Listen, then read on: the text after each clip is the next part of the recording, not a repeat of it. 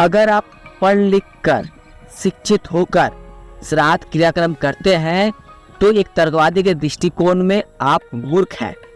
अगर आप पढ़ लिख कर शिक्षित व्यक्ति बनकर श्राद्ध क्रियाक्रम करते हैं तो आपका पढ़ना लिखना बेकार है। एक तर्कवादी के नाते मैं कहूँगा कि श्राद्ध एक काला धब्बा है, कुसंस्कार है, अंधविश्वास है। इससे बाहर आइए, शिक्षित बनिए, तर्कशील व्यक्ति बनिए।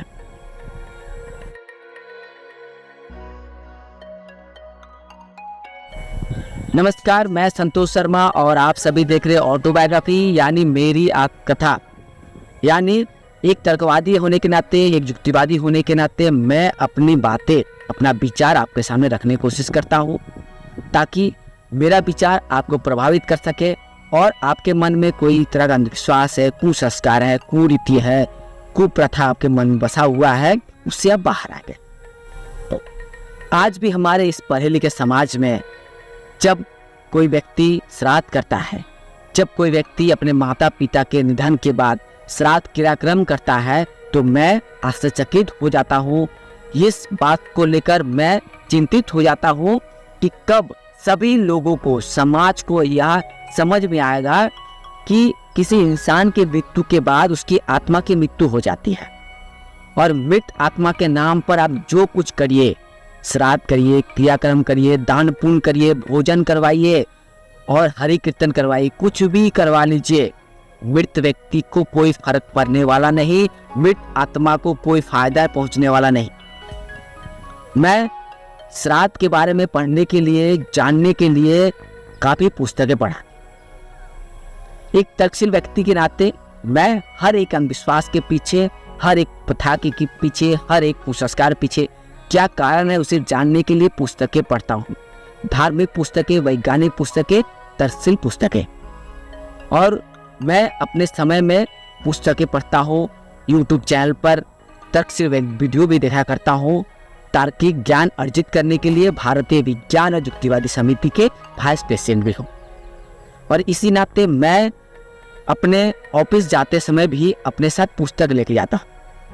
एक दिन एक मजे की बात हो गई कि मैं अपने साथ श्राद्ध क्रियाक्रम नामक पुस्तक लेके गया और मेरे हाथ में हुआ पुस्तक देखकर ऑफिस के एक सीनियर जर्नलिस्ट ने कहा कि अरे संतोष जी, आप ये क्या लेके आ गए, इस पुस्तक को तो नहीं पढ़ना चाहिए।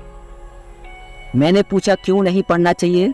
पुस्तक है, हर एक व्यक्ति को पढ़ना चाहिए, आपको भी पढ़ना चाहिए, मुझे भी पढ़ना चाहिए, हमारे ऑफिस में जितने भी कर्मचारी हैं, जितने भी व्यक्ति है, जितने भी जर्नलिस्ट है, पत्रकार है, सभी व्यक्ति को यानी समाज के हर एक व्यक्ति को इस पुस्तक को यानी श्राद्ध क्रियाक्रम नामक जो पुस्तक है उसे जरूर पढ़ना चाहिए।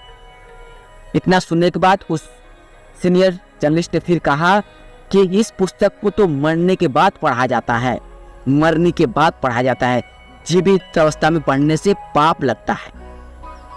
मैंने कहा मरने के बाद पढ़ा जाता है यानी मैं मर जाऊंगा उसके बाद पढ़ा जाएगा या किसी के मौत के बाद पढ़ा जाएगा? तो उन्होंने कहा कि श्राद्ध क्रियाक्रम जो किताब जो है वह किसी के मृत्यु के बाद उसकी आत्मा की शांति के लिए जो श्राद्ध क्रियाक्रम कराया जाता है, आत्मा की मुक्ति के लिए, उस वक्त इस किताब को पढ़ा जाता है। उससे पहले ये किताब पढ़ना निषेध है। मैंने उस सीनियर जर्नलिस्ट ने भी कहा कि श्राद्ध करना आपके दृष्टि में होता है किसी मृत व्यक्ति के आत्मा की मुक्ति के लिए श्राद्ध क्रियाक्रम करना, लेकिन इस पुस्तक में साफ शब्दों में लिखा है कि जीवित अवस्था में माता पिता का सेवा सत्कार करना ही असली श्राद्ध है।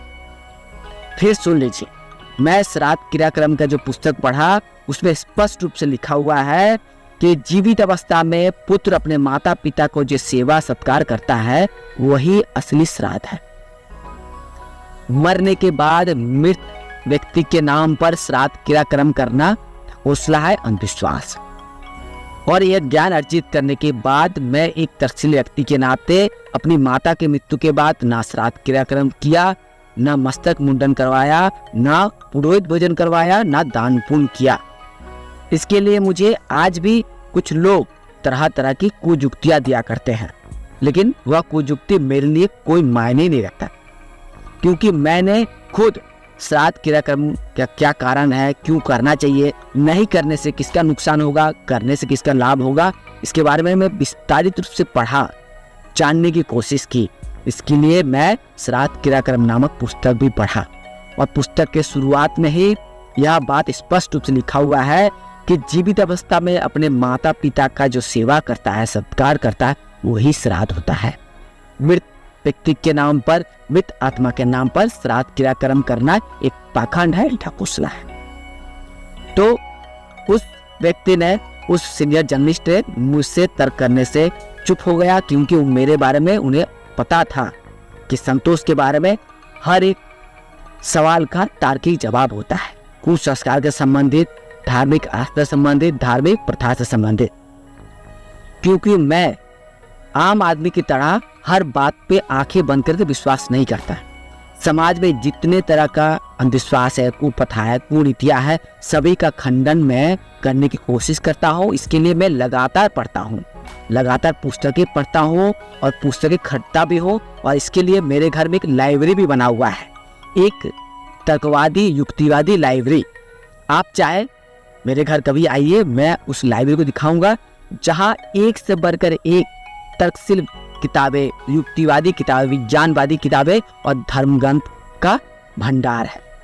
क्योंकि मैं जड़ से जानने की कोशिश करता हूँ कि अगर ईश्वर है तो कहाँ है। ईश्वर को जानने के लिए मैं गीता, कुरान, रामायण, बाइबल, जितने तरह के धर्म ग्रंथ हैं सभी को पढ़ा, विज्ञानवादी किताब पढ़ा, क्यों मैं नास्तिक हूँ उस किताबों को पढ़ा और ना जाने कितने पुस्तकों पढ़ा। उद्देश्य था कि सच्चाई जानना।